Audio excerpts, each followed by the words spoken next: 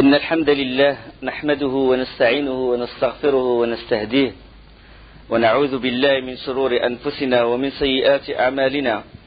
من يهده الله فلا مضل له ومن يضلل فلا هادي له، وأشهد أن لا إله إلا الله وحده لا شريك له، وأشهد أن محمدا عبده ورسوله. أما بعد، فإن خير الكلام كلام الله، وخير الهدي هدي محمد صلى الله عليه وسلم، وشر الأمور محدثاتها، وكل محدثة بدعة، وكل بدعة ضلالة، وكل ضلالة في النار. Les Bani Nadir, quand ils étaient expulsés, une partie d'entre eux allèrent jusqu'au Cham, c'est-à-dire jusqu'en Syrie. Et une autre partie, surtout leurs notables, s'arrêtèrent et s'installèrent où? S'installèrent à Khaybar. Parmi ces notables-là, c'est Salam ibn Abi al-Huqayq et Kinanat ibn al-Rabi' et Huyay ibn Akhtab. Quand ils sont rentrés à Khaybar, ils furent les notables, les têtes, les chefs de Khaybar. Et c'est ces juifs-là, exilés à Khaybar, ces juifs de Bani Nadir, ce sont eux qui se sont alliés avec Quraysh, et ce sont eux qui ont soulevé tous les tribus qui avaient des griefs, si vous voulez, contre Médine, et c'est eux qui ont alimenté le feu de la revanche chez ces tribus-là, et ils ont préparé ce qu'on appelle Ahzab. D'où la bataille de l'Ahzab, Hazzab al-Ahzab. Deux juifs, par contre, de Bani Nadir ont embrassé l'islam, parmi lesquels Yamin ibn Amr et Abu Sa'd ibn Wahb. Donc maintenant, Bani Qaynuqa, le prophète sallam les a expulsés après Badr. Bani Nadir après Uhud. Bani Nadir après Uhud. Comme leurs prédécesseurs, les Bani Qaynuqa, Allah dit à propos de, dans Surat Al-Hashr, il dit كمثل الذين من قبلهم قريبا ذاقوا وبال أمرهم وَلَهُمْ عَذَابٌ أَلِيمٌ. Ils sont semblables à ceux qui, peu de temps avant eux, ont goûté la conséquence de leur comportement, et ils auront un châtiment douloureux. Donc, Bani Nadir, vous trouvez l'histoire de Bani Nadir dans Surat Al-Hashr. Surat Al-Hashr. Bani Nadir après Uhud. Uhud, c'est la 3e année de l'Hégire. Et puis Qurayza, ça c'est, on va en parler, Inch'Allah, on reste vivant. C'est après le Khandaq, après la bataille de l'Ahzab. Et Khaybar, après le pacte de l'Hudaybiyah. Ça, selon Ibn al-Qayyim dans Zad al-Ma'ad. C'est ça la classification des événements. Le mois de Sha'ban, la 4e année de l'Hégire. Après Uhud, juste après Uhud, Abu Sufyan, qu'est-ce qu'il a fait? Il a lancé un défi et il a dit notre prochaine rencontre sera à Badr. On va faire une 2e Badr pour vraiment venger la défaite de Badr. Abu Sufyan, il a lancé ce défi-là. Le moment venu, le prophète sallam prépara une armée de 1000 hommes. 1000 hommes. Abu Sufyan se dirigea aussi vers Badr, en compagnie de 3000 hommes. Et puis en route, Abu Sufyan a été pris de peur. Il a eu peur, subhanallah. Allah, il a jeté le poids dans son cœur. Mais le problème, c'est qu'il n'a pas voulu endosser le déshonneur d'un désaveu pour un affrontement qu'il avait lui-même proposé. Lui-même a proposé le défi, maintenant il veut reculer. Donc il a voulu que c'est le prophète sallallahu alayhi wa sallam qu'il soit le premier à se dédire.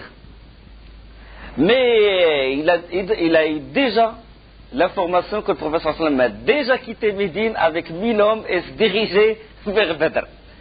Qu'est-ce qu'il doit faire? Il engagea Nu'aym ibn Mas'ud. On va parler de l'histoire de Nu'aym ibn Mas'ud et de son acte de bravoure dans la bataille de l'Ahzab. Nu'aym ibn Mas'ud était encore mécréant. Il l'envoya voir le prophète sallallahu alayhi wa sallam, et il a dit déjà à Nu'aym ibn Mas'ud, il lui a dit je vais te promettre 20 chameaux. 20 chameaux s'ils parvenaient à faire renoncer les musulmans à continuer leur route vers Badr. 20 chameaux. Et Et effectivement, Nu'aym rencontra le prophète sallallahu alayhi wa sallam.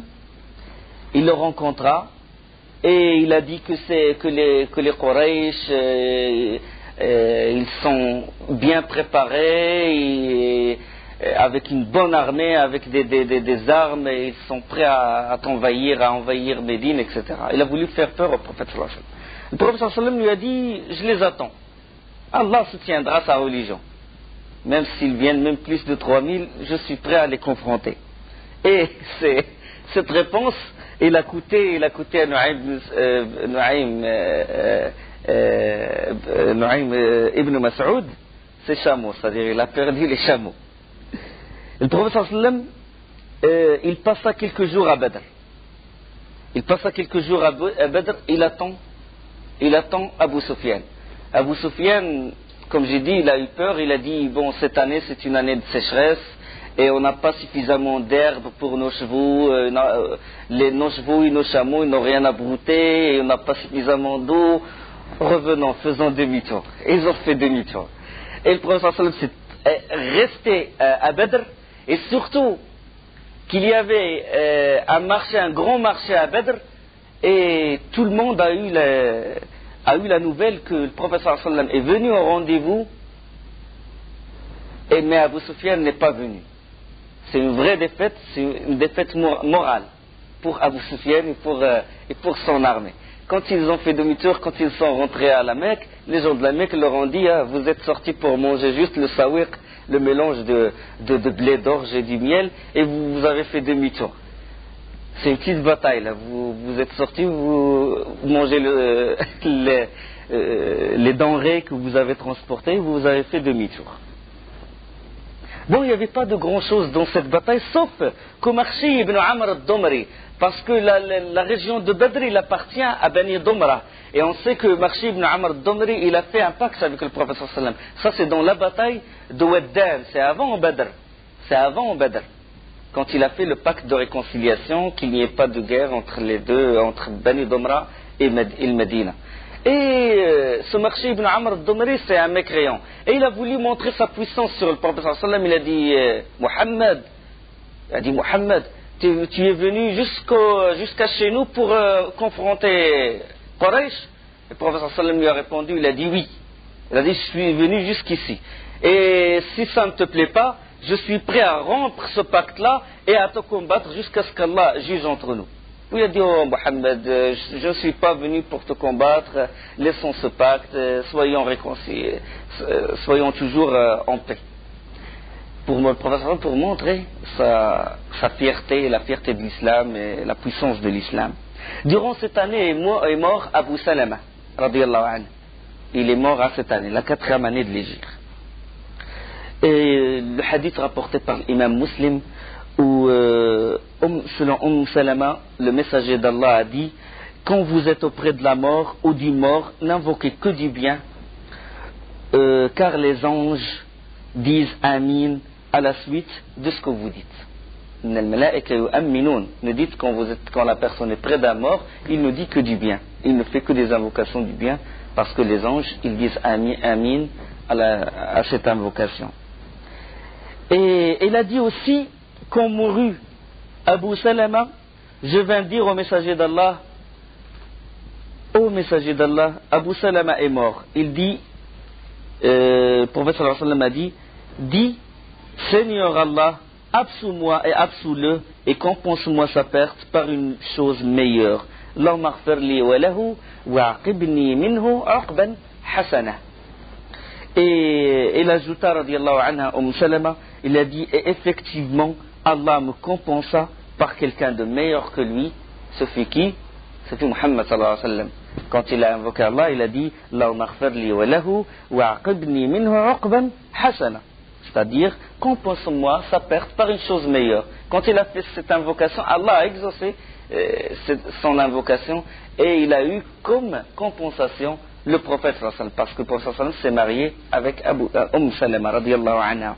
Il y a un autre hadith où quand on perd une personne chère, on dit Inna lillahi wa inna ilayhi raji'un, Allahumma ajurni fi musibati wa akhlufni khayran minha.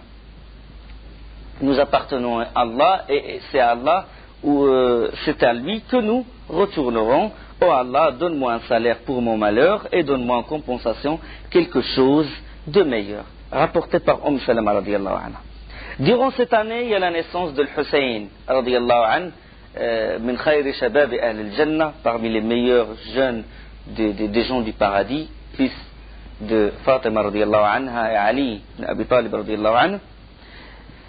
Et l'année 5 de l'Hégire, Rabi' Ier a eu lieu la bataille de Dawmat al-Jundul. Et Dawmat al-Jundul, il se trouve où? Il se trouve à la frontière de Sham, c'est-à-dire à la frontière de la Syrie, près de la Syrie, près de Rome, là où il y a les Romains, parce que les Romains sont au Sham. Il y avait la Ghazwat de Dawmat al-Jundul, 15 jours de marche de Médine.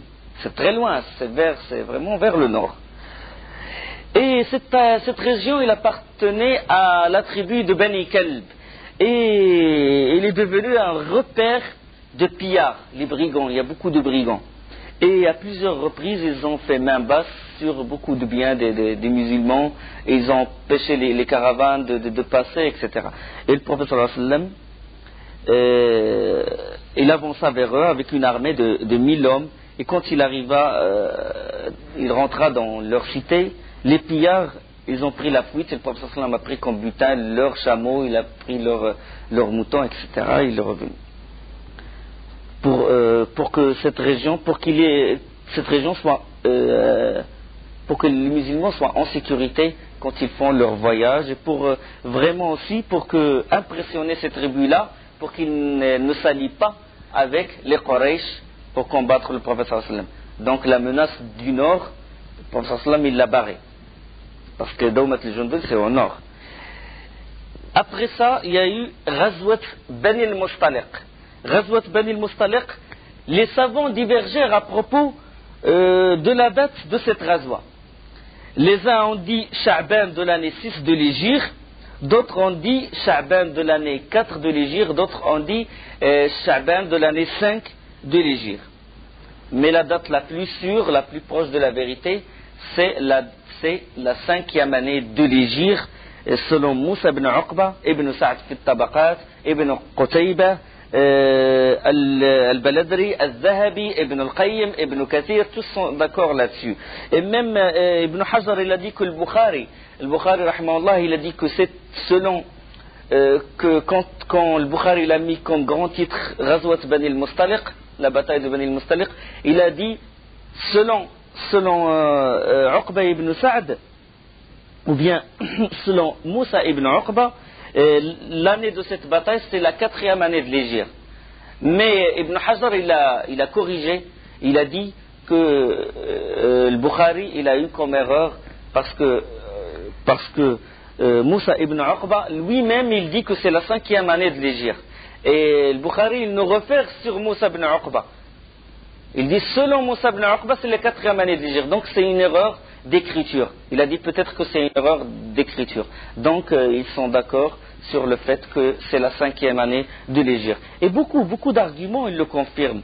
Parmi ces arguments-là, c'est le fait que Sa'd ibn Mu'adh radiyallahu anhu, il a participé à la bataille de l'Khandaq, de l'Ahzab, qui est venu à la bataille de l'Ahzab. Donc ceux qui mettent la bataille de l'Ahzab avant Bani al-Mustaliq, et on sait que Sa'd ibn Mu'adh a été tué durant Bani Qurayza, c'est-à-dire il a été tué durant cette bataille. S'il a été tué durant cette bataille et il est présent dans la bataille de Bani al-Mustaliq, ça veut dire que cette bataille elle est antérieure, elle est enterrée. Et dans le Bukhari, dans le hadith de Aïcha, il évoque Sa'd ibn Mu'adh qu'il était encore vivant. Bani al-Mustaliq, Sha'ban, l'année 5 de l'Hégire. Cette bataille, les historiens ils l'appellent Ghazwat al-A'ajib, Ghazwa des merveilles. Il y a beaucoup de choses étonnantes qui sont arrivées durant cette bataille. C'est que les Bani al-Mustaliq, qui étaient un clan de Khuza'a, qui sont à l'ouest de Médine, c'est-à-dire vers la mer Rouge, ils veulent lancer une incursion sur Médine. Et pour ceci, ils commencèrent à demander des renforts et à se préparer. Ils se sont dit que les musulmans ont perdu de leur force durant la bataille de Uhud, donc c'est une occasion pour nous d'aller les combattre. La nouvelle du plan qui se tramait, elle parvint au prophète sallallahu alayhi wa sallam. Le prophète sallallahu alayhi wa sallam, toujours vigilant, toujours conscient de ce qui se passe autour de lui.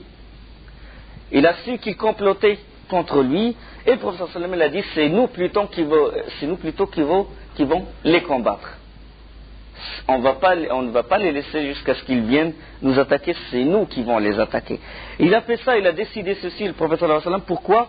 Parce que les Bani al-Mustaliq, ils ont soutenu les Quraysh durant la bataille de Uhud, ça c'est premièrement. Deuxièmement, c'est parce qu'ils contrôlent une route très stratégique, c'est la route du littoral. C'est la route des commerçants.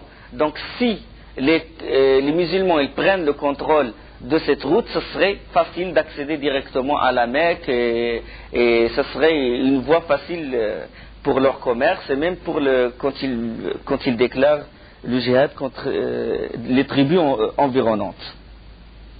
Donc le contrôle de cette route était très important. Alors bien avant que les Bani al-Mustaliq ne fussent eux-mêmes prêts au départ, le prophète sallallahu alayhi wa sallam avait déjà établi son camp sur leur territoire, dans un des points d'eau qui s'appelle Al-Muraysi', le puits de Al-Muraysi', un point d'eau, des puits. Et c'est pour ça que certains historiens l'appellent aussi la bataille de Al-Muraysi', du côté d'Al-Qadid. Et Bani al-Mustaliq furent surpris par toute une armée qui vint à eux, et leur résistance n'a pas été longue. C'est-à-dire, du premier coup, leur étendard est tombé par terre, 10 des leurs ont été tués. 10 des leurs ont été tués, avec une vitesse, subhanallah. 10 des leurs parce qu'ils ont été surpris par l'armée du prophète sallallahu alayhi wa sallam. Et il n'y avait pas beaucoup de morts, comme j'ai dit, 10. 10 Malik et son fils ont été tués par Ali. Abdurrahman ibn Auf, il a tué l'un de leurs cavaliers qui s'appelle Ahmar Uhaymir. Et parmi les musulmans, il y avait un musulman, un compagnon radiallahu anhu, il s'appelle Hisham ibn Sababa de Bani Kalb. Il fut tué par un musulman.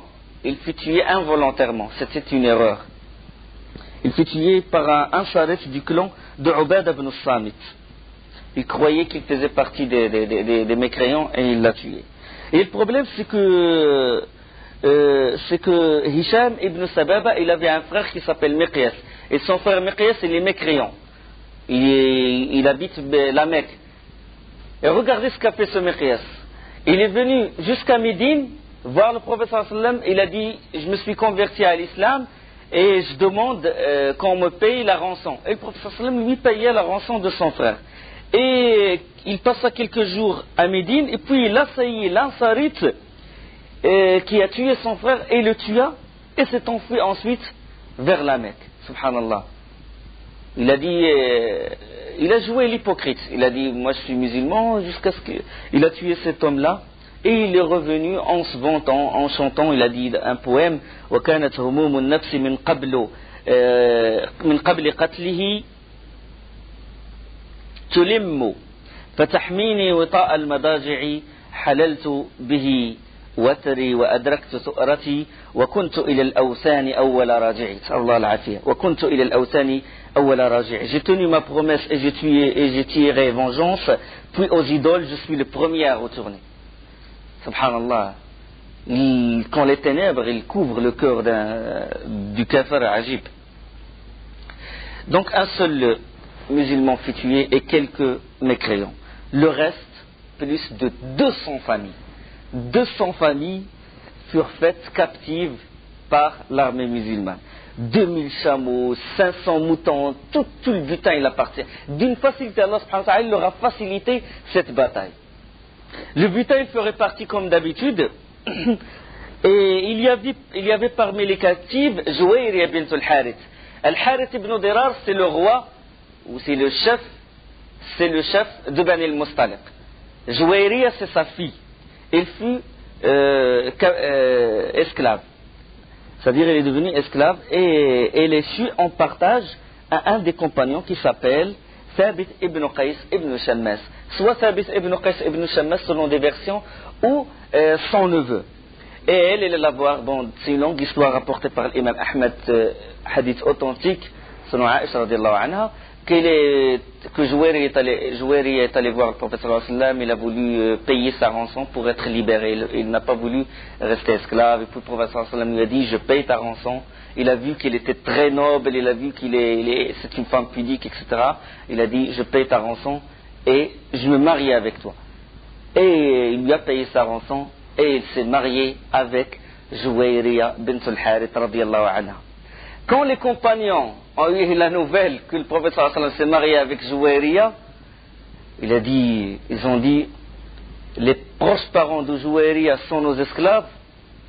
Il a dit, ça ne convient pas qu'ils soient nos esclaves. Et ils ont libéré des centaines de familles. Tous les proches parents de Jouairiya ont été libérés. Pourquoi? Ikram li Rasulullah sallallahu alayhi wa sallam, par honneur au prophète sallallahu alayhi wa sallam. Azib, subhanallah. Tout l'argent, tout ça, ils l'ont libéré par honneur au prophète sallallahu alayhi wa sallam. Et Aïcha, de même dans ce hadith, Aïcha, il dit, jamais femme à ma connaissance n'ait été pour son peuple une plus grande bénédiction que Jouairiya.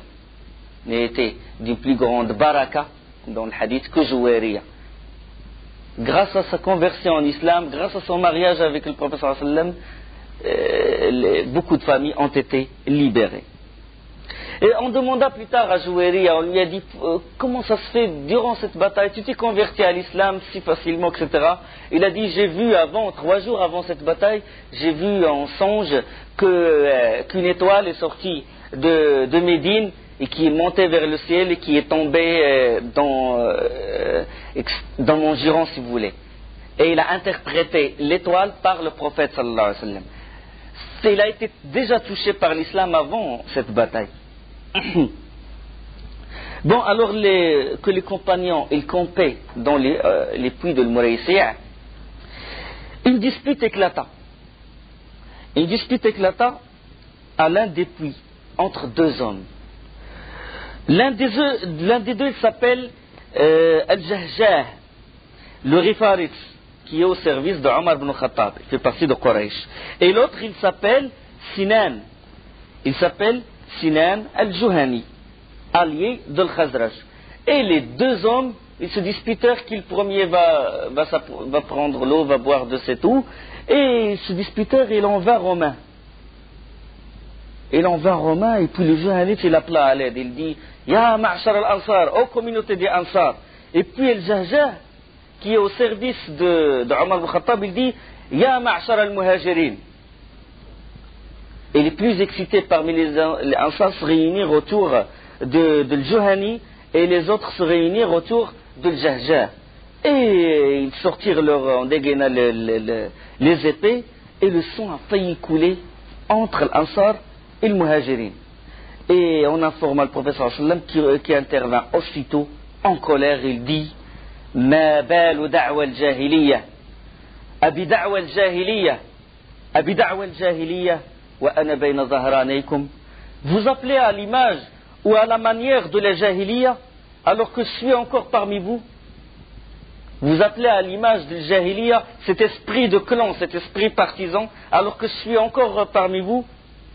Vous appelez à l'image de l'obscurantisme anti-islamique, nous les Ansar, nous les Muhajirin. Alors que, subhanallah, les Ansar c'est un terme qu'Allah subhanahu wa ta'ala les a appelés Ansar. Et les Muhajirin, c'est Allah qui les a appelés Muhajirin. Et pourtant, quand l'un d'eux il a appelé Al-Ansar et l'autre il a appelé Al-Muhajirin, le prophète sallallahu alayhi wa sallam a été mis en colère. Il a dit, il n'y a pas cet esprit de clan. Bien que c'est Allah qui vous a nommé les Ansar, et que c'est Allah qui a nommé les autres, les Muhajirin, n'utilisez pas ces termes-là. C'est à l'image de l'Jahiliya. Abandonnez cet esprit de clan. Nous les Arabes, nous les Marocains, nous les Berbères, et puis les Berbères divisés, nous les Kabyles, les Shlouh, les Rifins, et puis on va diviser jusqu'à ce qu'il ne reste rien du tout. Cet esprit de partisan, le prophète sallallahu alayhi wa sallam, il a dit, Da'ouha fa innaha muntina. Abandonnez-la parce qu'elle est puante. Abandonnez cet esprit-là. Hadi al-jahiliya. On ne combat pas par esprit de partisan au patriotisme. Pour mon bled, je vais combattre. Si ce n'était pas pour la ilaha illallah, ça ne vaut rien du tout. Un berbère qui n'est pas musulman, il ne vaut rien du tout. Un arabe qui n'est pas musulman, il ne vaut rien du tout. Toute culture, toute histoire qui ne se bâtit pas sur la ilaha illallah, il ne vaut rien du tout. Tu te bandes. Nous les berbères, on a une histoire. Tu n'as pas de valeur. Tant que ton histoire, tant que ta culture ne s'est pas bâtie sur la ilaha illallah. Prends comme référence Tariq ibn Zayyad. Quand les compagnons sont rentrés au Maroc et en Algérie et tout, ils ont donné l'étendard à Tariq ibn Zayyad qui a conquis, qui a fait rentrer l'islam en Espagne. Prends cet homme-là comme référence. Pas d'esprit de clan, pas d'esprit partisan, pas de patriotisme. Ça, comme a dit le professeur sallam, da'wa al-jahiliya, appelé à l'image de l'obscurantisme anti-islamique. Da'uha fa innaha muntina, abandonnez-la parce qu'il a une mauvaise odeur, et revenez à la bonne odeur de l'islam. Il nous réunit la ilaha illallah Muhammadur Rasulullah, c'est ça qui nous réunit. Mais subhanallah, c'est un moment d'oubli qui est... L'atmosphère se détendit, le calme il fut revenu. Normalement, les choses en seraient restées là. Mais il se trouvait qu'un nombre d'hypocrites avaient pris part à la razwa de Bani al-Mustaliq. Hypocrites, parce que les hypocrites, ils font la prière et ils font même le djihad avec le professeur sallam et tout. ولكن لو خرجوا فيكم ما زادوكم إلا خبالا ولا أوضعوا خلالكم يبغونكم الفتنة وفيكم سمعون لهم. S'ils sortent avec vous, qu'est-ce qu'ils vont créer? Les dissensions et les discordes. Et il y a parmi vous les croyants, des gens qui les écoutent. Alors subhanahu wa ta'ala, il parle de ça dans Surat At-Tawbah.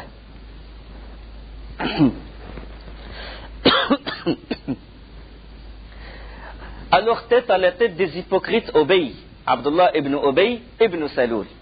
Il est connu. Lui n'était pas dans le lieu de l'incident. Mais quand le bruit de la querelle parvint à son oreille, alors qu'il se tenait à part avec un groupe d'intimes, un groupe d'hypocrites, il n'y a que des hypocrites autour de lui, sauf Zayd ibn Arqam. Radiallahu anhu. Zayd ibn Arqam, il était très jeune. Il avait 14 ans, 15 ans. Il se tenait à la bordure du cercle de ce groupe d'hypocrites. Et Abdullah ibn Ubay, il a dit une parole, il a lancé des propos odieux. Il a dit, sont-ils vraiment allés jusque-là? Là, il parle de qui? Il parle des émigrants. Il reproche aux émigrants le fait d'empêcher leurs bienfaiteurs, les auxiliaires, de boire de l'eau du puits, de se servir les premiers. C'est-à-dire, c'est nous qui sommes les bienfaiteurs. Ils sont venus jusqu'à chez nous. Puis il continue, il a dit, ils veulent prendre le pas sur nous. Regarde, subhanallah, comment commence à allumer le feu. Ils veulent prendre le pas sur nous. Ils pullulent dans notre pays, au point de nous en chasser. Et nous, il a dit une chose encore plus grave, il a dit, et entre nous et ces guigneux d'émigrants, le vieux proverbe a raison. Engraisse ton chien et il finira par te dévorer. Et Zayd ibn Arqam, il écoute ce qu'il est en train de dire, et puis il se tourna, Abdullah ibn Ubay, la tête des hypocrites, il a ajouté, il a dit, par Allah, si lorsque nous rentrerons à Médine, le plus élevé et le plus fort chassera le plus bas et le plus faible. Il parle de le plus bas et le plus faible, il parle du Muhammad, du prophète sallallahu alayhi wa sallam. Et puis il s'adressa à son cercle, à son groupe, à son entourage, il a dit, c'est votre faute. C'est vous qui les avez rendus comme ça, c'est vous qui les avez hébergés, c'est vous qui les avez aidés. Vous avez partagé avec eux leurs richesses. Par Allah, si vous les aviez privés de vos biens, ils seraient allés ailleurs. La tunfiqu min 'inda Rasulillah. Ne donnez rien, il ne faut pas leur donner, il ne faut pas les aider, il ne faut pas partager vos richesses avec eux.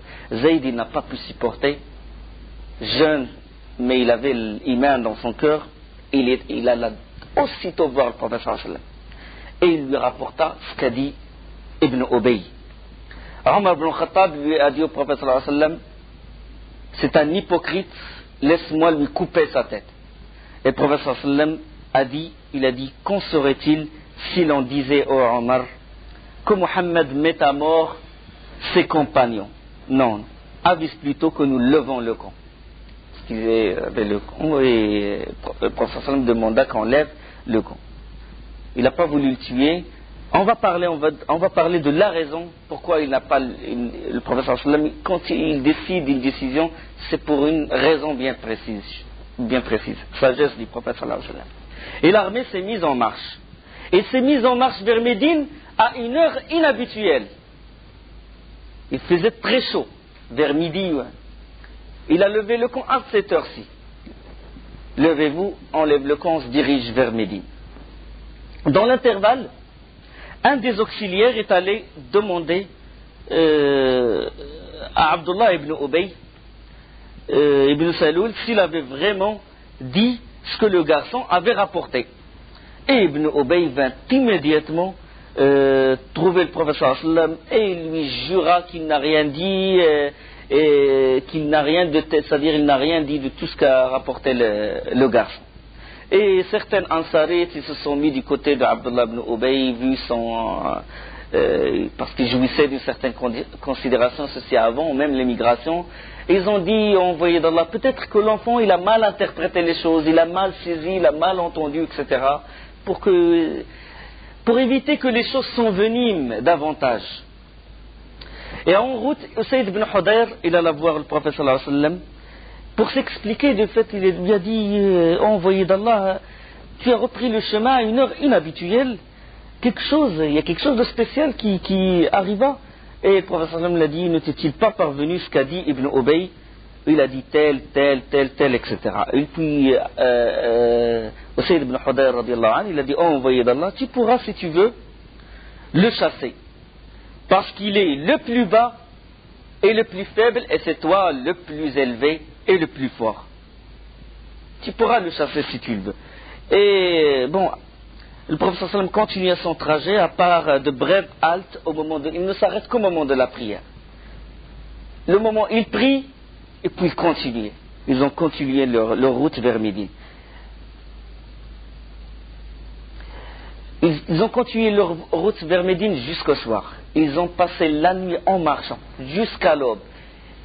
Ils ont prié, ils ont fait la prière de Salat al-Fajr et ils ont continué encore en marchant toute la nuit, toute la journée, le lendemain matin, jusqu'à midi, jusqu'à Zahira, sous la chaleur brûlante, sous un soleil brûlant.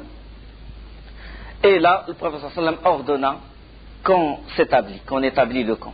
Dès qu'il a ordonné qu'on établisse le camp, tout le monde est tombé par terre. Tout le monde est tombé par terre. Bien sûr, le prophète sallallahu alayhi wa sallam, il a fait ça pourquoi? Pour une raison précise. Il ne leur a pas laissé le temps de la sieste ou un temps de distraction pour qu'ils discutent, pour qu'ils parlent entre eux, parce que s'ils discutent, ils vont parler d'Abdullah ibn Ubay, est-ce que Zayd ibn Arqam il a dit tel, etc. Et les choses risquent de s'envenimer. Donc c'est une raison. Le prophète sallallahu alayhi wa sallam, il a fait ça exprès, pour qu'il ne s'occupe que de marcher, et leur but c'était d'arriver à Médine. Et quand ils sont arrêtés, personne n'a parlé à l'autre. Tout le monde, poum, par terre, ils dorment. Mais malgré ceci, bien sûr, cette version, elle est rapportée par le Bukhari, authentique, jusqu'ici. Malgré ceci, l'information s'est répandue. Et au dernier arrêt, avant d'arriver à Médine, Abdullah ibn Abdillah ibn Ubay ibn Saloul. Abdullah ibn Ubay ibn Saloul, c'est la tête des hypocrites. Et Abdullah, son fils, ibn Abdillah ibn Ubay ibn Saloul, c'est l'un des plus pieux des compagnons du prophète sallallahu alayhi wa sallam. Allah, il sort le vivant du mort. Il sort, subhanallah, du mauvais, il sort comme il a dit, il sort le lait entre les excréments et le sang. Allah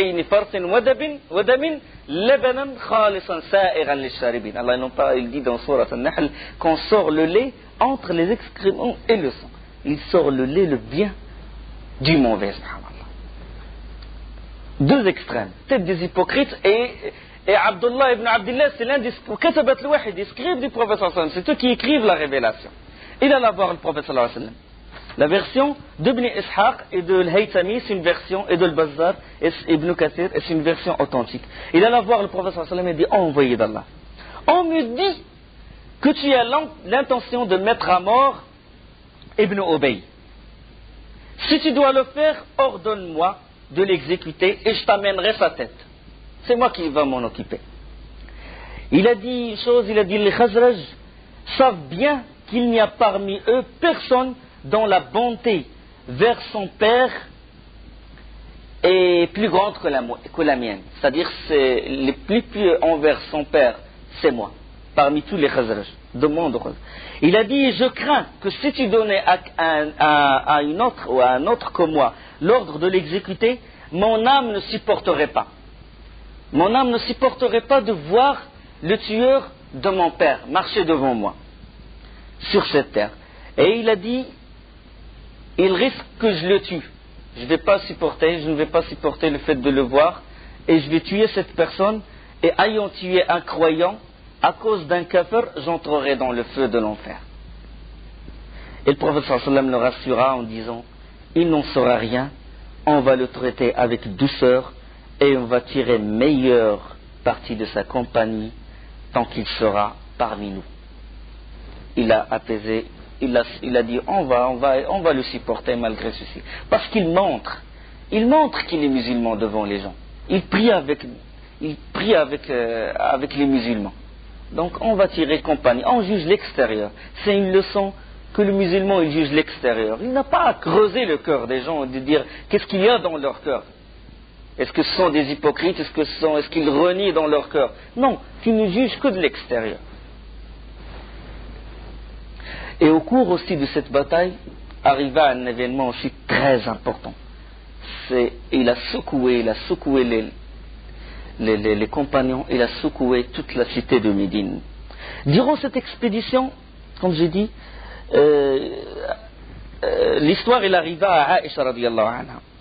Et on sait que le prophète sallallahu alayhi wa sallam, à chaque fois qu'il entreprenait un voyage, une expédition, ghazwa, voyage, bataille, il procédait au tirage au sort parmi ses femmes pour désigner celle qui l'accompagnerait. C'est-à-dire, c'est autorisé dans notre religion que l'homme il peut procéder au tirage au sort, s'il a plusieurs femmes, celle qui va l'accompagner dans un voyage. Il a le droit. Et à l'expédition de Bani al-Mustaliq, le tirage au sort, il désigna Aïcha radiyallahu anha. Et il est sorti avec le prophète sallallahu alayhi wa sallam.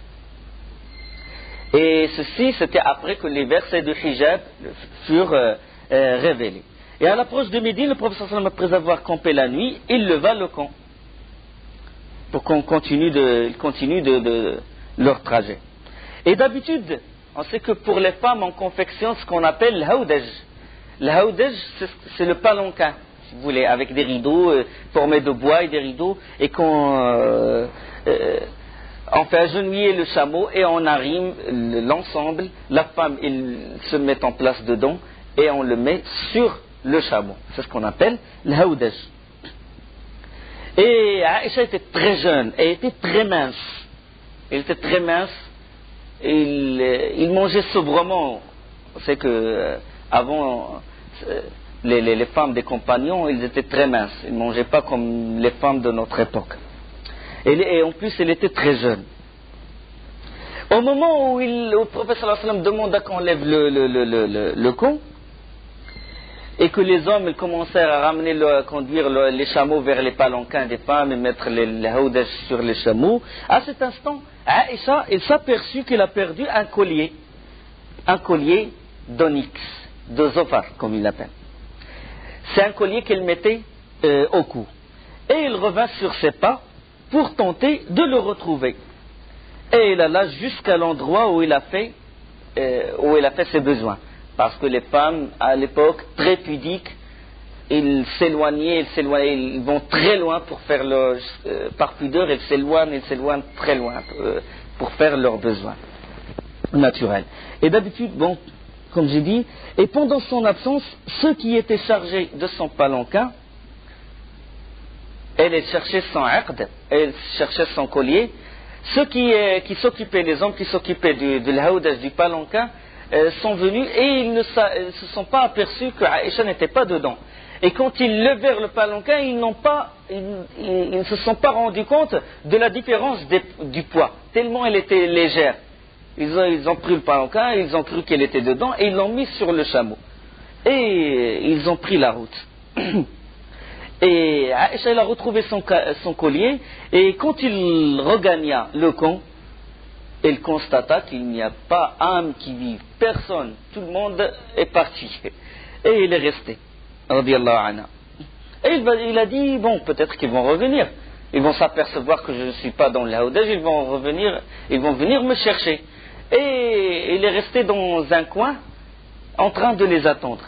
Et en les attendant, ses yeux s'alourdissent et s'est endormi dans cet endroit-là. Pendant ce temps-là, avant que l'armée n'arrive à Médine, un homme s'approcha de la porte de la cité de Médine et il brandit son épée.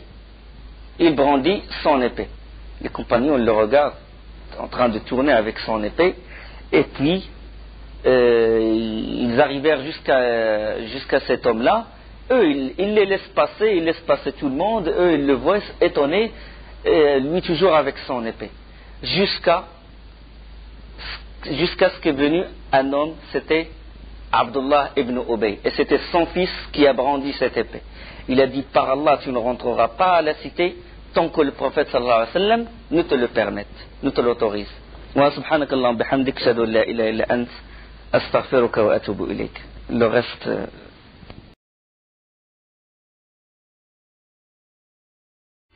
Alhamdulillah, wa salatu wa salamu ala rasulillah.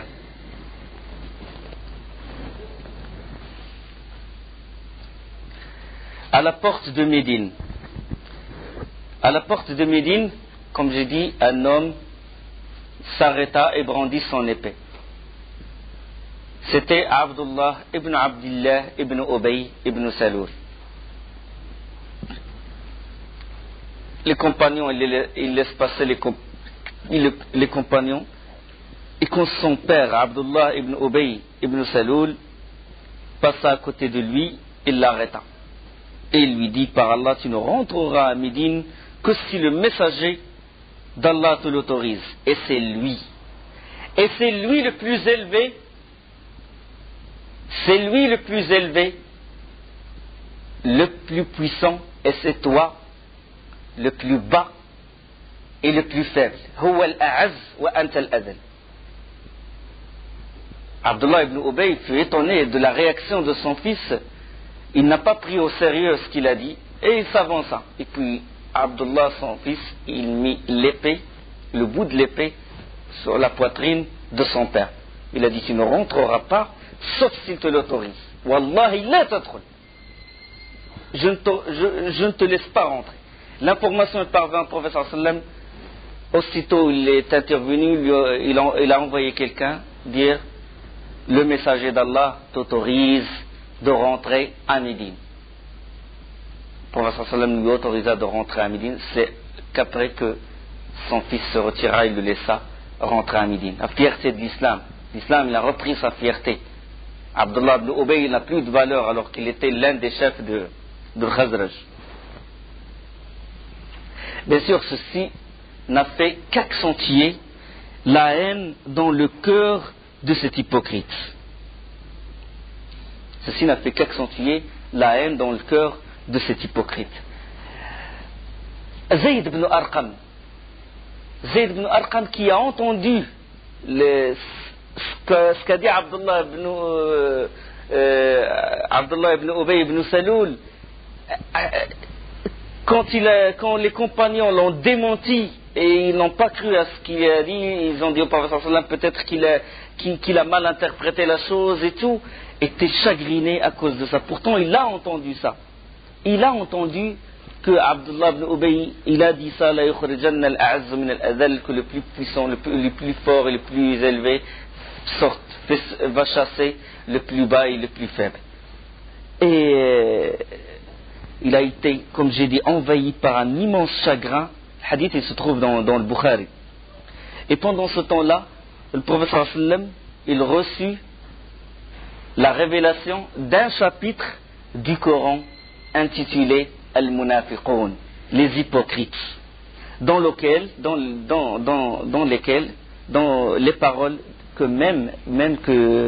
les paroles que Zayd a dit, avait rapporté, se sont attribuées au grand hypocrite qui est Abdullah ibn Ubay ibn Saloul. Et le prophète sallallahu alayhi wa sallam, il poussa son cheval vers Zayd ibn Arqam. Et il trouva Zayd ibn Arqam en train de marcher, la tête baissée, et chagriné, et puis il lui a pris son oreille, il a pris l'oreille, et il a dit, garçon, Allah a confirmé ce qu'a entendu cette oreille.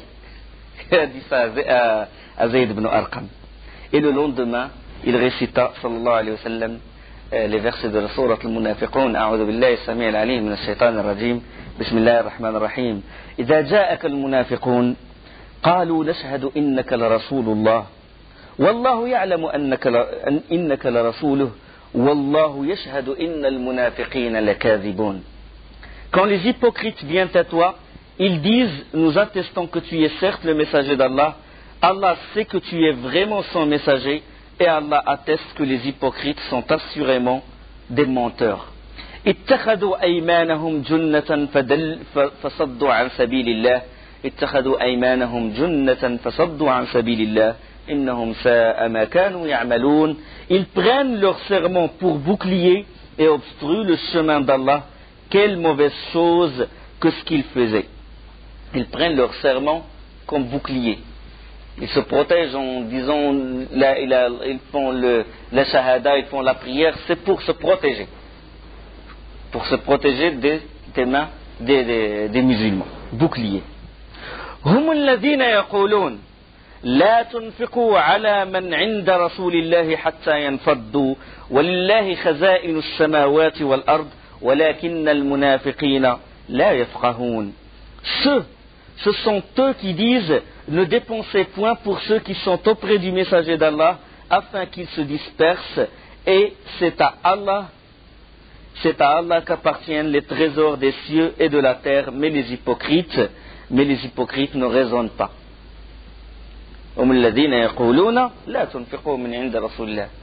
Ne dépensez pas, ne leur donnez pas, n'aidez pas ces immigrants.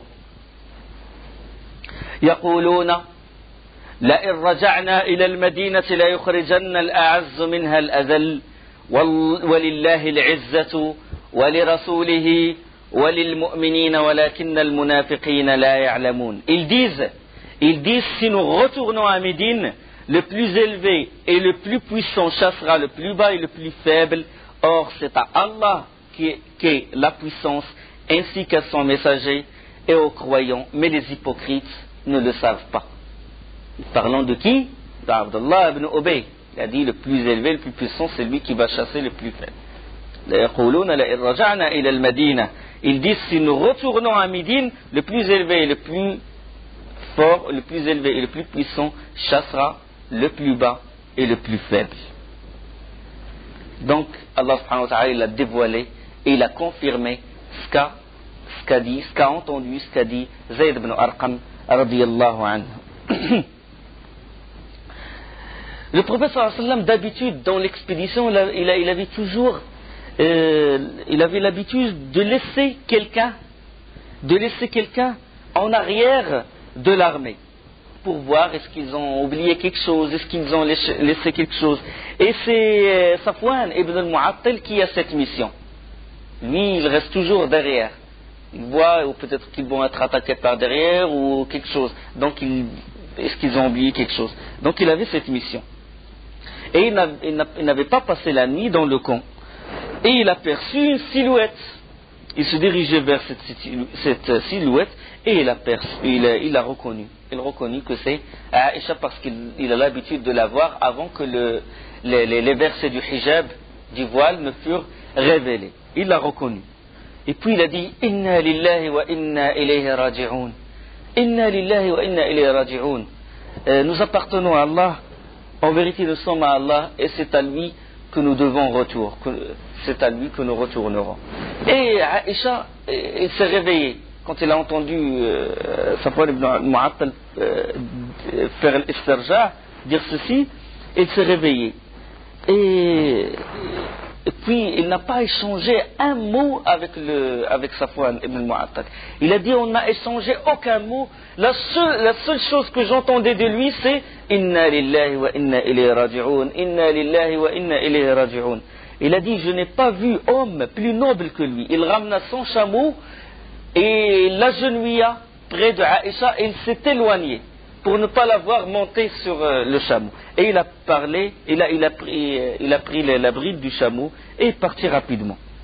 Et au moment où la halte de l'armée allait prendre fin et où les hommes s'étaient déjà reposés, à la grande surprise, voilà que Aïcha, sur le chameau, conduit par Safwan ibn al-Mu'attal. Là, Abdullah ibn Ubay ibn Saloul, toujours plein de répit, toujours plein de haine,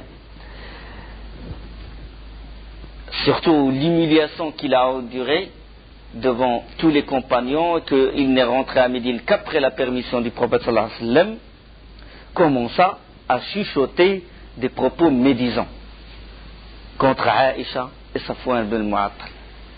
Il commença à chuchoter des propos médisants, commença à toucher à la réputation de Aïcha radiyallahu anha.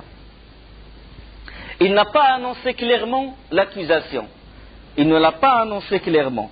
Mais avec la propagation, chacun y transmet, chacun il ajoute sur la chose, jusqu'à ce que fût l'accusation de zina, de l'adultère, directement.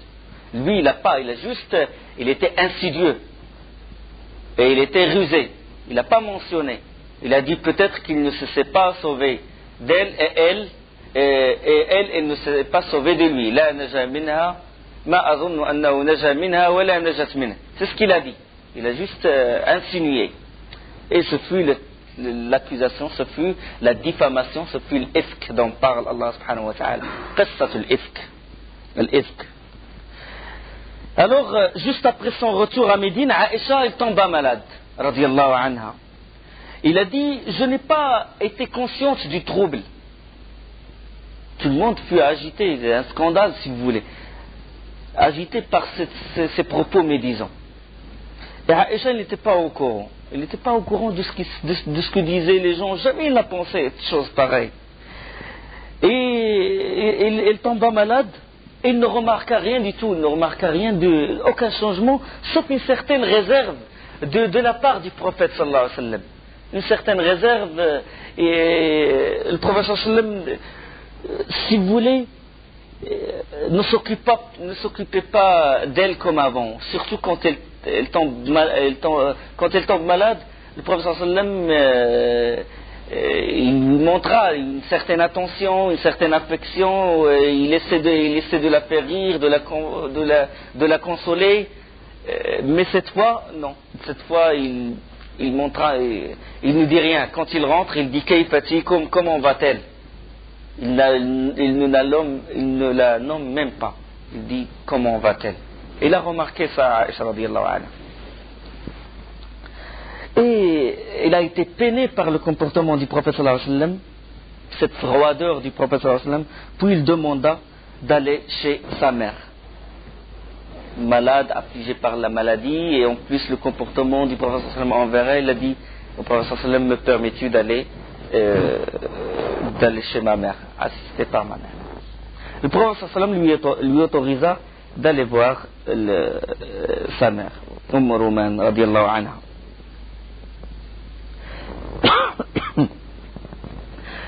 Durant cette période, Médine, secouée par ce trouble-là, la médisance, les propos médisants, l'accusation de l'adultère contre Haram Rasul sallallahu alayhi wa sallam, la femme du prophète sallallahu alayhi wa sallam, Aïcha, et durant ce temps-là, la révélation fut, Allah subhanahu wa ta'ala interrompt pas la révélation. Presque un mois d'interruption. Qui dit révélation dit miséricorde. وَنُنَزِّلُ مِنَ الْقُرْآنِ مَا هُوَ شِفَاءٌ وَرَحْمَةٌ لِلْمُؤْمِنِينَ.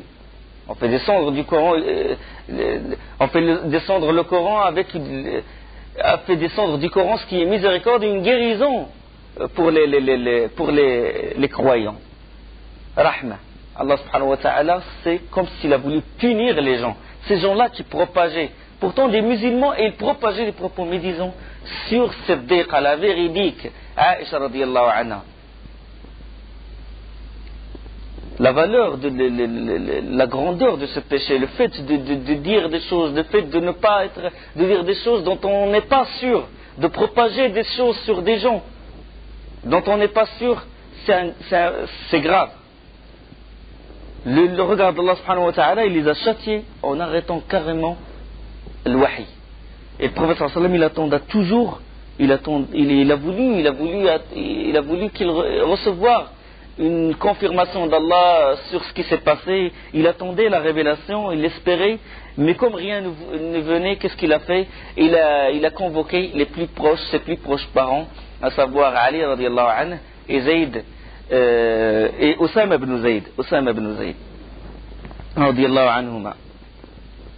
Osama, il a dit, c'est ta famille, c'est ton épouse, et nous ne connaissons d'elle que du bien. Nous ne connaissons d'Aïcha que du bien. Tout ça, ce n'est que du faux, tout ça n'est que de purs mensonges. Ali radiyallahu anhu, il a dit, Allah ne t'a pas limité. Il y a bien des femmes en dehors. Si le problème s'est créé à cause d'elle, donc il y a d'autres femmes. Tu peux choisir les femmes que tu veux. Mais cependant, il a conseillé le professeur, il a dit, interroge la servante de Aïcha. On sait que la servante, avec sa maîtresse, ils sont toujours, il y a une confidence. Il a dit, interroge la servante. Jusqu'à quel point la rumeur s'est transmise, jusqu'à quel point le trouble, toute Médine a été victime de ce trouble, à cause des hypocrites, à cause des langues des hypocrites, et à cause aussi des musulmans qui écoutent ces hypocrites-là, qui les aident et qui propagent sans... Ils n'avaient pas l'intention de toucher à Aïcha, mais ils doutaient de ça. Ils étaient influencés par les hypocrites. Le danger de nifaq des hypocrites. Le prophète sallallahu alayhi wa sallam, qu'est-ce qu'il a fait? Il fit mander l'esclave, la servante, et lui dit, il s'appelle Bourayra, il a dit, oh Bourayra, as-tu jamais vu chez Aïcha quelque chose qui te la rende suspecte? Et Bourayra a répondu, il a dit, par celui qui t'a envoyé avec la vérité, je ne connais d'elle que du bien. S'il en était autrement, Allah en informerait son envoyé. Je ne sais rien que l'on puisse reprocher à Aïcha. Je la connais très bien. Il a dit, sinon, avec la simplicité de ses propos, il a dit, sinon, qu'elle est une fille encore jeune et que lorsque je pétris la pâte et que je lui demande de la surveiller, elle s'endort et la brebis vient, elle mange cette pâte-là. La seule chose, avec la simplicité d'une femme honnête, naïve. Il a dit, c'est ce que je lui reproche, c'est la seule chose, et il a juré que c'est la seule chose qu'il reproche à Aïcha, pas d'autre chose. Et lorsque le prophète sallallahu alayhi wa sallam se rendit pour la prière, il monta sur le minbar, et après avoir exalté Allah subhanahu wa ta'ala, après avoir remercié Allah subhanahu wa ta'ala, il dit, s'adressa aux fidèles, et il dit aux gens, que vous semble-t-il de ceux qui m'offensent? Que vous semble-t-il de ceux qui m'offensent à travers des membres de ma famille, en répandant sur eux des faux bruits? Par Allah, je ne connais que du bien des gens de ma famille. Je ne connais que du bien des gens de ma maison, et que du bien de l'homme dont il parle, qui n'est jamais entré dans ma maison sans que je sois avec lui. Parlons de Aïcha et de Safwan ibn al-Mu'attal. Cet homme, il a dit, je le connais, et il ne rentre chez moi qu'avec ma compagnie. Jamais il ne rentrait sans que je sois là. Pourquoi vous propagez des choses pareilles sur lui?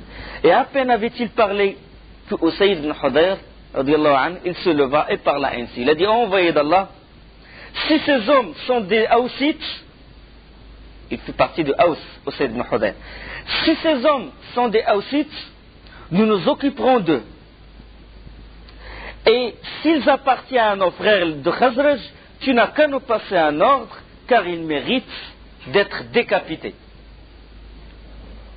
J'ai dit, si c'est des Aus, on va s'occuper d'eux. Mais si c'est nos frères les Khazraj, donne-nous l'ordre, on va leur couper la tête. Parce qu'il sait qu'Abdullah ibn Ubay, il fait partie de Khazraj. Et il sait aussi que Hassan ibn Thabit, il fait partie de Khazraj. Et Hassan ibn Thabit est tombé dans le piège des hypocrites et il a accusé Aïcha radiallahu anha.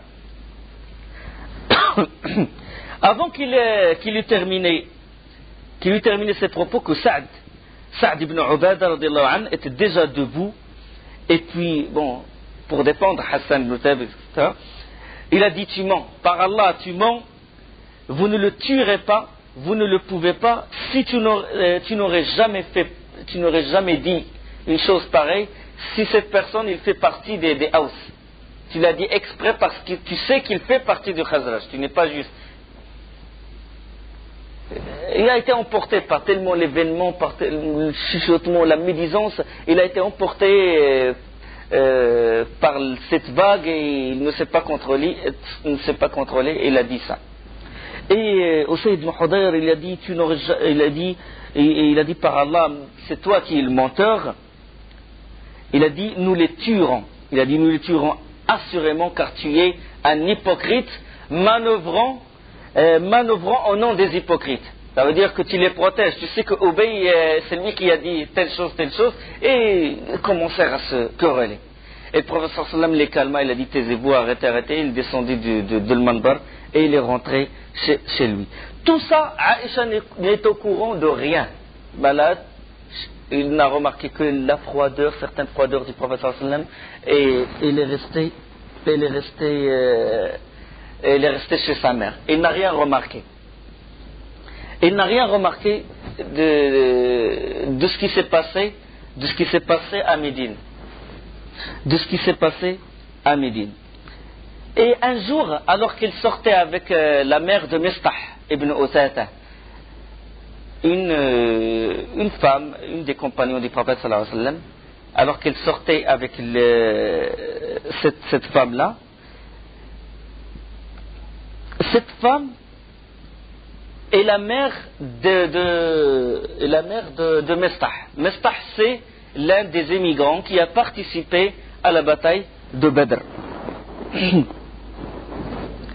Et il est sorti avec elle un soir, et alors qu'elle marchait à son côté, la mère de Mistah trébucha sur sa robe et s'écria, malheur à Mistah. Que trébuche Mistah, malheur à Mistah. Et Aïcha, il a répondu, il a dit qu'Allah ne plaise. Il a dit, voilà donc une parole, une vilaine chose à dire. Comment tu dis une chose pareille sur quelqu'un qui fait partie des gens de Badr, qui a participé à la bataille de Badr? Et Mistah a répondu, il a dit, fille d'Abu Bakr, se peut-il que la nouvelle ne t'ait pas atteinte? Il a dit, quelle nouvelle? J'ai rien entendu. Et alors Mistah, il a fait le récit, il a parlé de la diffamation et de la façon dont cette diffamation se colportait.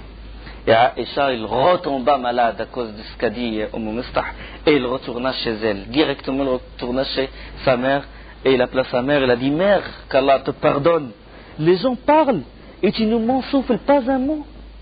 Et sa mère, radiallahu anha, elle a dit, ma petite fille, ne le prends pas si à cœur. Par Allah, il est rare qu'une femme belle, mariée à un homme qu'il aime, échappe aux désagréments que multiplient contre elle les autres épouses.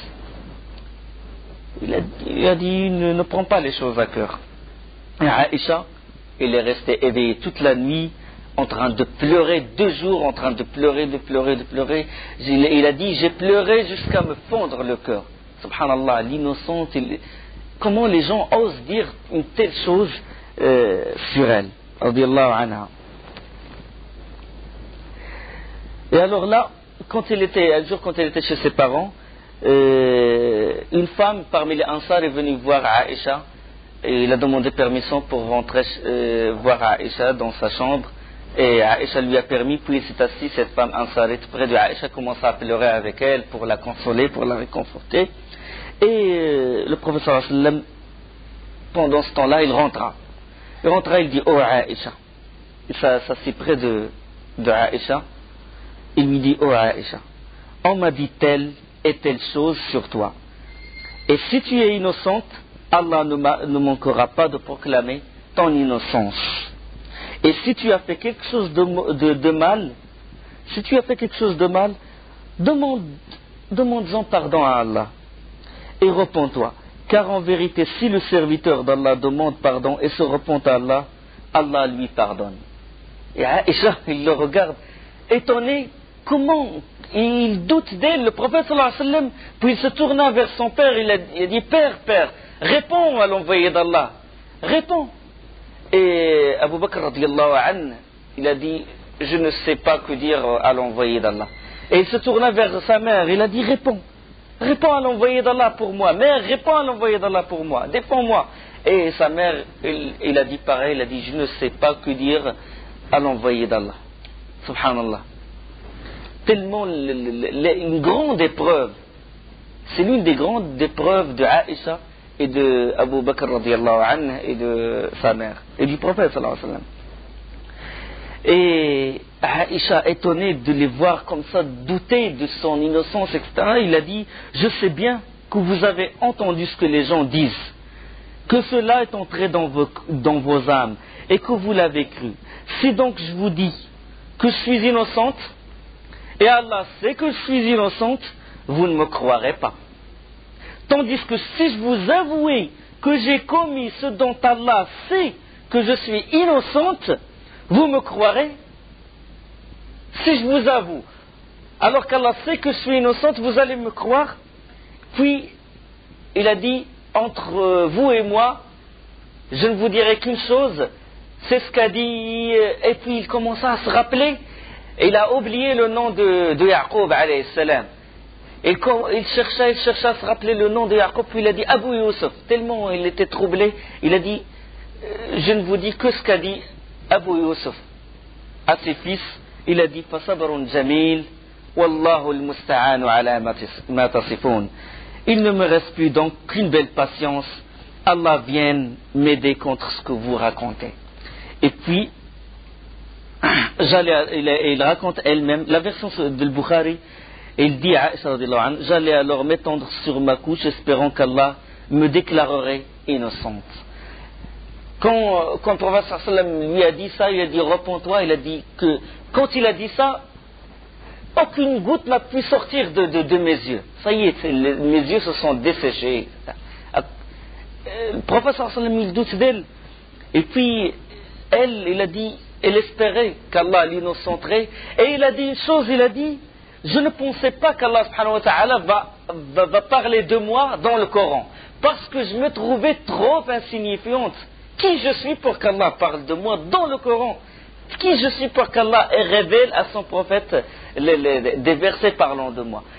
Et il a dit, tout ce que je souhaite, c'est que Allah subhanahu wa ta'ala, que le prophète sallallahu alayhi wa sallam verra dans le songe, dans le rêve, parce que le songe des prophètes, il est véridique, quelque chose qui m'innocenterait.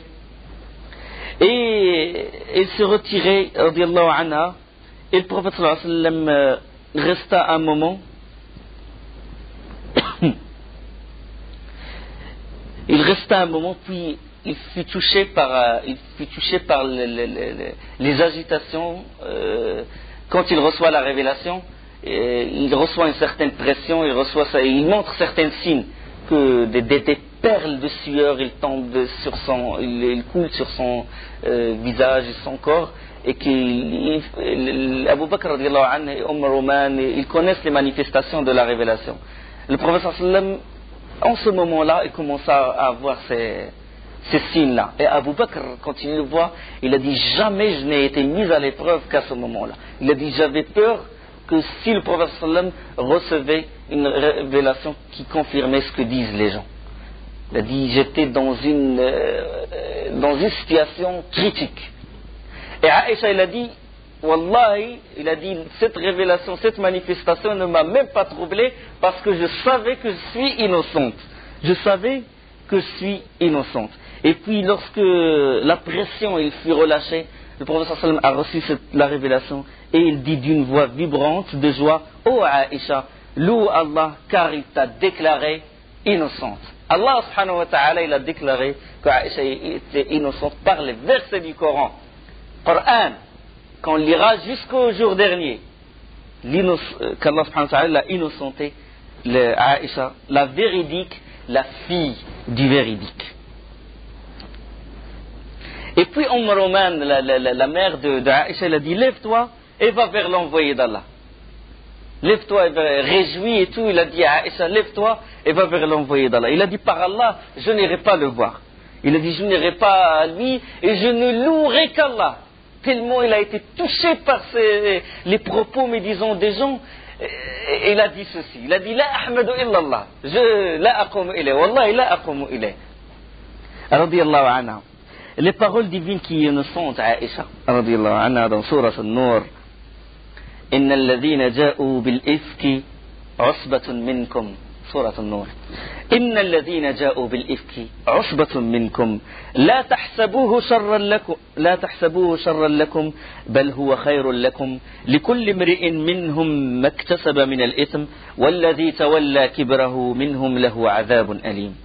Ceux qui sont venus avec la calomnie, la calomnie, la diffamation mensongère, les paroles mensongères, ceux qui sont venus avec la calomnie sont un groupe d'entre vous. Ne pensez pas que c'est un mal pour vous, mais plutôt c'est un bien pour vous, à chacun d'eux ce qu'il s'est acquis comme péché. Celui d'entre vous qui s'est chargé de la plus grande part aura un énorme châtiment. Celui d'entre vous qui s'est chargé de la plus grande part, ce fut qui? Abdullah ibn Ubay ibn Saloul. C'est lui qui était en arrière-plan. C'est lui qui propageait. لولا إذ سمعتموه ظن المؤمنون والمؤمنات بأنفسهم خيرا وقالوا هذا إفك مبين. Pourquoi, lorsque vous l'avez entendu, les croyants et les croyantes n'ont-ils pas en eux-mêmes conjecturé favorablement et n'ont-ils pas dit c'est une calomnie évidente? Allah subhanahu wa ta'ala, il a évoqué la position de Abu Ayyub al-Ansari radiyallahu anhu. Abu Ayyub, ce verset-là, il fut révélé à son propos, c'est-à-dire qu'Allah subhanahu wa ta'ala l'a complimenté. Il a dit à son propos ce verset-là: لولا إذ سمعتموه ظن المؤمنون والمؤمنات بأنفسهم خيرا وقالوا هذا إفك مبين. Lorsque vous l'avez entendu, normalement vous devez conjecturer favorablement, vous ne devez pas avoir d'arrière-pensée et vous devez dire que c'est du pur mensonge. Abu Ayyub, sa femme, vint lui dire: Abu Ayyub, est-ce que tu as entendu ce qui se passe à Médine? Il a dit oui. Et Ayyub, il a dit: qu'en penses-tu? Puis il a dit: Ayyub, est-ce que toi tu oses faire ceci? Est-ce que toi tu oses faire ce genre de choses? Ce qu'ils disent de Aïcha, tu oses le faire? Il a dit: Allah ne plaise, jamais je le ferai. Il a dit: est-ce que moi je peux le faire? Est-ce que moi j'ose faire ceci? Il a dit: jamais. Je t'ai jamais connu, je t'ai connu toujours vers le droit chemin. Jamais je crois que tu pourrais le faire. Et il a dit: Aïcha est mieux que toi, est meilleur que toi, est plus pudique. Et Safwan ibn Mu'attal, il est mieux que moi. Solution, raisonnement clair et net. Radiyallahu anhu. لولا جاءوا عليه بأربعة شهداء فإذا لم يأتوا بالشهداء فأولئك عند الله هم الكاذبون. Alors il faut toujours s'assurer, il faut toujours qu'il y ait des témoins. Pourquoi n'ont-ils pas produit à l'appui de leurs accusations 4 témoins? S'ils ne produisent pas de témoins, alors ce sont eux auprès d'Allah les menteurs. ولولا فضل الله عليكم ورحمته في الدنيا والآخرة لمسكم فيما أفضتم فيه عذاب عظيم. N'eût été la grâce d'Allah sur vous et sa miséricorde ici-bas comme dans l'au-delà, un énorme châtiment vous aurait touché par cette calomnie dans laquelle vous vous êtes lancé. Allah subhanahu wa ta'ala a failli jeter un châtiment, châtier tout le monde à cause de cette calomnie. Voilà la médisance, les conséquences de la médisance, le trouble que ça crée, d'écouter les hypocrites. إذ تلقونه بألسنتكم وتقولون بأفواهكم ما ليس لكم به علم وتحسبوه هينا وهو عند الله عظيم. إذ تلقوه بألسنتكم, quand vous colportiez la nouvelle avec vos langues et disiez de vos bouches ce dont vous n'avez aucun savoir et vous le comptiez comme insignifiant alors qu'auprès d'Allah cela est énorme. Alors qu'auprès d'Allah cela est énorme. يعظكم الله أن تعودوا لمثله أبدا إن كنتم مؤمنين. يعظكم الله أن تعودوا لمثله أبدا إن كنتم مؤمنين. Allah vous exhorte à ne plus jamais revenir à une chose pareille si vous êtes croyant. Il vous met en garde, ne revenez jamais à une chose pareille. ويبين الله لكم الآيات والله عليم حكيم. Allah vous expose clairement les versets et Allah est omniscient et sage. إن الذين يحبون أن تشيع الفاحشة في الذين آمنوا لهم عذاب أليم في الدنيا والآخرة والله يعلم وأنتم لا تعلمون. Ceux qui aiment que la turpitude se propage parmi les croyants auront un châtiment douloureux ici-bas comme dans l'au-delà. Allah sait et vous ne savez pas. الذين يريدون أن تشيع, ils aiment que la turpitude se propage. هذه مصيبة. La turpitude se propage parmi les croyants. Ils veulent toucher la réputation des croyants.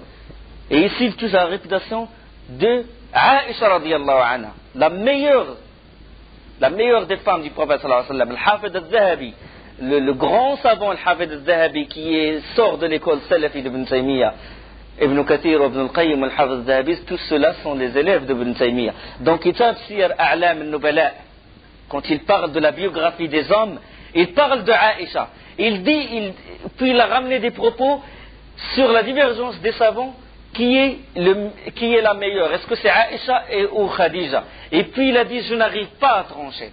Je n'arrive pas à trancher qui est la meilleure. Est-ce que c'est Aïcha ou c'est Khadija? Tout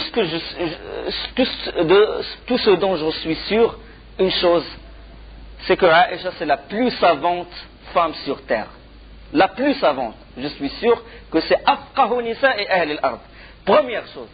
Deuxième chose, c'est que je suis sûr que c'est la compagne du prophète sallallahu alayhi wa sallam au paradis.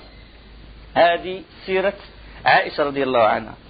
وإن الذين يحبون أن تشيع الفاحشة في الذين آمنوا لهم عذاب أليم في الدنيا والآخرة والله يعلم وأنتم لا تعلمون ولا يأتل أولو الفضل منكم والسعة أن يؤتوا أولي القربى والمساكين والمهاجرين في سبيل الله وليعفوا وليصفحوا ألا تحبون أن يغفر الله لكم والله غفور رحيم.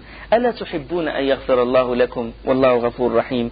Et que les bonnes personnes et les détenteurs d'aisance parmi vous ne jurent pas de ne plus faire de dons, ne jurent pas de ne plus faire des dons aux proches, aux pauvres et à ceux qui émigrent dans le sentier d'Allah, qu'il pardonne et absolve. N'aimez-vous pas qu'Allah vous pardonne, et Allah est pardonneur et miséricordieux. Abu Bakr radiyallahu anhu, ce verset se révélait à propos de Abu Bakr.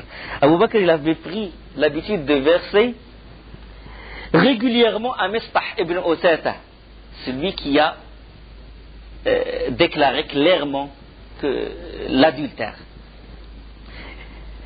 Abu Bakr avait l'habitude de verser régulièrement à Mistah, qui faisait déjà partie de sa parenté, une certaine somme d'argent, une allocation. Il lui donne chaque mois ou une allocation, une espèce.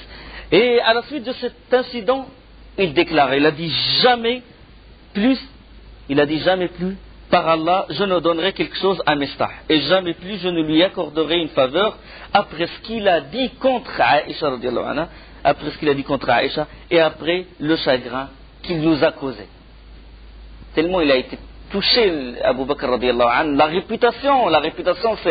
réputation c'est très important. Il touche subhanallah, la réputation de sa propre fille, la réputation à lui, son honneur. Subhanallah, le compagnon du prophète sallallahu alayhi wa sallam. Et quand Allah subhanahu wa ta'ala il révéla Ala tuhibbuna ayyughfara lakum, qu'il pardonne, déjà qu'il pardonne et absolve, falyafu walyasfahu, ala tuhibbuna ayyughfara lakum, n'aimez-vous pas qu'Allah vous pardonne, et Allah est pardonneur et miséricordieux. Quand Abu Bakr il a entendu ce verset, il a dit si, je veux qu'Allah me pardonne. Et il courut vers Mistah. Et il lui dit je te remets cette allocation que je te donnais d'habitude, je vais la remettre. Je veux qu'Allah me pardonne. Radiyallahu anhu, Abu Bakr. Il ne lui retira pas ce don. Inna alladhina yarmuna al-muhsanati al-ghafilati al-mu'minat lu'inu fi ad-dunya wal-akhirah wa lahum 'adhabun alim. Ceux qui lancent des accusations contre des femmes vertueuses, chastes et croyantes, Aïcha radiyallahu anha, sont maudits ici-bas comme dans l'au-delà. Ils auront un énorme châtiment. يوم تشهد عليهم ألسنتهم وأيديهم وأرجلهم بما كانوا يعملون. Le jour où leur langue, leurs mains et leurs pieds témoigneront contre eux tout ce qu'ils faisaient. يوم تشهد عليهم ألسنتهم وأيديهم وأرجلهم. Tous ceux qui disent du mal sur Aïcha radiyallahu anha, tous ceux qu'après, parce qu'il y avait le problème entre Muawiyah et Ali, tout ce qui s'est passé après, tous ceux qui disent du mal sur Aïcha, ces versets-là, ils répondent. Celui qui touche à la réputation de Aïcha, et il propage des fausses accusations sur elle, ceux-là sont les alliés de qui? Sont les alliés de Abdullah ibn Ubay ibn Saloul. Sont les alliés de Abdullah ibn Ubay ibn Saloul. Il y avait un vrai allié après la fitna, qui est Abdullah ibn Saba al-Yahudi. Abdullah ibn Saba le juif, c'est lui qui a créé la discorde entre les musulmans. Il est pareil, c'est la même graine de l'hypocrisie. Donc, tous ceux qui touchent à la réputation d'Aïcha, ces versets-là répondent. Allah subhanahu wa ta'ala, c'est Allah qui la défend. Allah subhanahu wa ta'ala a prescrit la sanction à appliquer contre ceux qui ont diffamé Aïcha, la femme honorable, sans preuve. Donc 80 coups de fouet. 80 جلدة. والذين يرمون المحصنات ثم لم يأتوا بأربعة شهداء فاجلدوهم 80 جلدة. Et ceux qui lancent des accusations contre des femmes chastes sans preuve, par la suite, sans ramener 4 témoins, fouettez-les de 80 coups de fouet. 80 jalda. Tu dis quelque chose, tu touches à la réputation d'un homme et tu rentres tranquille chez toi. Non, l'islam, il est juste. 80 coups de fouet. Subhanallah. Comment parce que la religion, elle est venue, pourquoi? Pour protéger l'islam. Les lois, elles sont venues pour protéger d'abord la religion de la personne, pour protéger son honneur, pour protéger ses biens. On coupe la main du voleur si jamais ses biens sont volés, ou bien s'il lèse quelqu'un, il est injuste envers quelqu'un, il lui prend son argent. Il y a des juges, il y a les lois du l'islam qui s'appliquent pour que le lésé il aura son droit. 80 coups de fouet. Cette sentence, il fut appliquée à Mistah ibn Usada, pourtant un Badrit. Pourquoi? Il a entendu, il a répété ce qu'ont dit les hypocrites. 80 coups de fouet contre Mistah ibn Usada. 80 coups de fouet contre Hassan ibn Thabit. Hassan ibn Thabit radiyallahu anhu, qui lui, il défend par la langue le prophète sallallahu alayhi wa sallam, comment il est tombé dans le piège des hypocrites.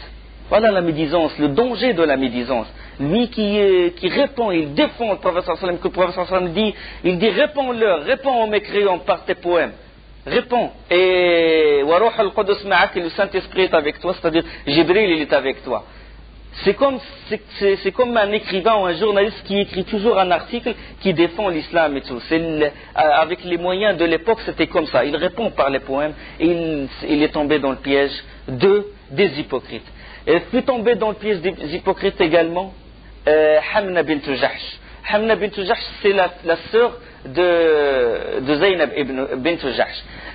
Inch'Allah, on va parler du mariage parce que à ce moment-là, le prophète sallam s'est marié avec Zaynab bint Jahsh. Et Hamna bint Jahsh, il a voulu défendre sa sœur, il a voulu œuvrer dans l'intérêt de sa sœur et il a propagé cette calomnie sur Aïcha. Il fut fouetté également. Zaynab bint Jahsh, c'était la plus grande rivale de Aïcha. Parce qu'après Aïcha, le prophète sallam, il aime le plus Zaynab radiallahu anha. Et quand le prophète sallam allait voir Zaynab, lui a dit, qu'en penses-tu? Il a dit, envoyé d'Allah, je ne connais d'elle que du bien. Aïcha a dit que son iman l'a protégée, sa virtuosité l'a protégée. Elle était croyante. Sauf le danger de la médisance, ça crée un trouble. Un mois, le djihad s'est arrêté. Un mois, il n'y a pas de révélation. À cause de le danger intérieur, il est plus grand, il a beaucoup plus d'effet que les armes des ennemis, que les ennemis eux-mêmes. La médisance, c'est ce qui se passe maintenant. Subhanallah. On dit des mots, on propage du mal, on touche à la réputation des savants. On touche à la réputation des savants. Donc ces versets-là, ils répondent, ils disent qu'il ne faut pas propager une chose pareille. Il ne faut pas douter les gens sur la véracité ou sur l'équité de tel savant ou de telle personne. N'en parlons pas des gens normaux. Parlons de nous, de Ahl-Sunnah al-Jama'a, de Ahl-Salaf. Le problème maintenant, dans beaucoup de pays, subhanallah, les salafiyya divergent entre eux. Ils parlent de tel savant, ils touchent à sa réputation, ils disent il est dévié dans sa voie, il est dévié dans... Subhanallah. C'est ça ça retarde tout. Ça retarde la miséricorde d'Allah, ça retarde le djihad, ça a tout retardé. À Médine, ça a retardé beaucoup de choses. Le prophète sallam a été troublé avec ça. Il ne parlait même pas à Aïcha, il ne s'occupait que de ce problème. Les compagnons entre eux déjà, ils se querellaient, subhanallah, ils dégainent l'épée, alors qu'il y avait l'ukhuwa, al-mahabba entre eux. On regarde le problème de la médisance, le danger de la médisance. Subhanakallah, bihamdik, shadu la ilaha illa ant, astaghfiruka wa